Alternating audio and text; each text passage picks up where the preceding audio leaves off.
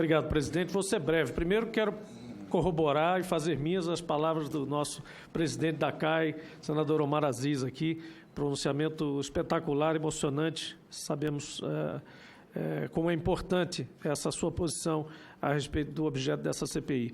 Cumprimentar o presidente Ângelo Coronel, cumprimentar, mesmo ausente aqui, mas justificadamente a relatora Lídice, competentes, cumprimentar todos os membros que foram designados a essa comissão, todos aqui declinaram currículos, experiências e boa vontade e bom espírito para trabalhar nessa CPI, com capacidades múltiplas. Acho que teremos aqui terreno fértil, presidente, para trabalhar bem nesse objeto, que é sim, e aí sim começo a pontuar 3 coisas. O fato determinado existe, está em conteste, foram superadas todas as fases de impugnação, não há que se falar mais em questão de não haver fato determinado. E ele passa, sim, perpassa, não apenas os crimes contra a honra, o cyberbullying, o terrorismo digital, como, sim, crimes eleitorais. Né? E esses crimes eleitorais estão mais do que nunca na relevância, na exposição universal. Nós temos aí vários seriados, pesquisas, trabalhos de doutorado, de mestrado, etc., sendo, neste momento, elaborados e tratando justamente sobre as consequências das fake news para a vida pessoal, para empresas jornalísticas como negócio, para os países, para a soberania dos países, para a democracia, né, no mundo.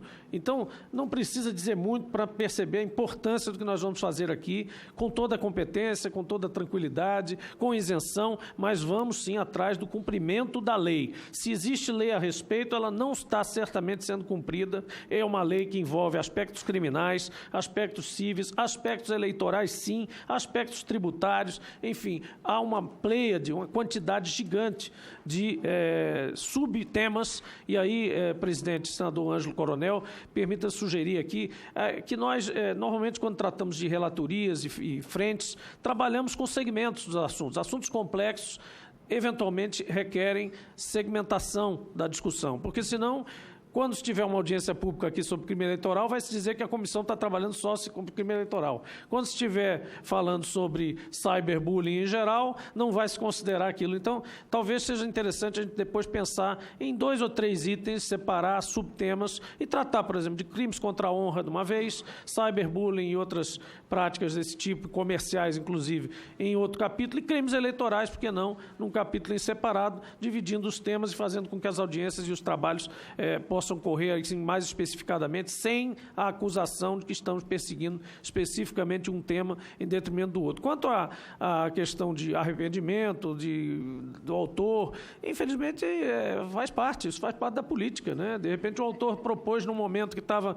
começando o governo, tinha coisas ocorrendo, de repente as coisas mudaram, a pessoa quer mudar, quer se retirar da comissão, mas o fato é que o tema é bom e eu vou me permitir ler mais uma vez para que fique registrado, já que a deputada Luiziane já fez esse registro, mas o objeto original do autor proponente foi investigar os ataques cibernéticos que atentam contra a democracia e o debate público, a utilização de perfis falsos para influenciar o resultado das eleições de 2018, a prática de cyberbullying sobre os usuários mais vulneráveis de redes de computadores, bem como sobre agentes públicos e o aliciamento e orientação de crianças para o cometimento de crimes de ódio e suicídio. Portanto, a relatora não disse nada demais na sua entrevista, eventualmente, supostamente me referiu a isso, está coberta porque está dentro do objeto original que foi aprovado e, como eu disse, superou todas as impugnações. Para terminar, dizer fortemente que fake news, apesar de ter esse nome em inglês, como todos aqui afirmaram já, não é de hoje, né?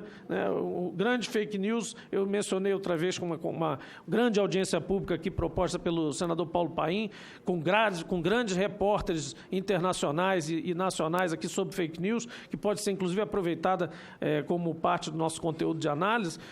Afirmei naquela época que uma das grandes fake news foi justamente a condenação do Cristo.